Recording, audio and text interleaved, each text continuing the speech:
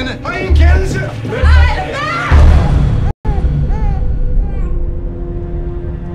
Vi skal have ham ind for et eller andet. Han kan jo ikke have et barn. Han ender med at slå dem begge to ihjel. Så længe der ikke er tale om underernæring, og barnet ellers er sundt og rask, så kan man jo ikke tvangsfjerne.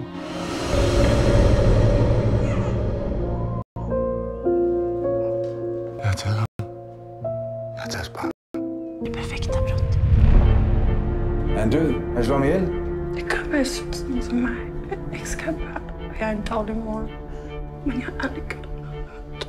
Tänk att han kom. Få det här att fungera. Jag ska ikke gå. Når søren er blevet kidnappet, tror jeg, hvor stor liv om det. Så fortæller du mig, Hvad fanden, jeg der har fucking givet mig stikker.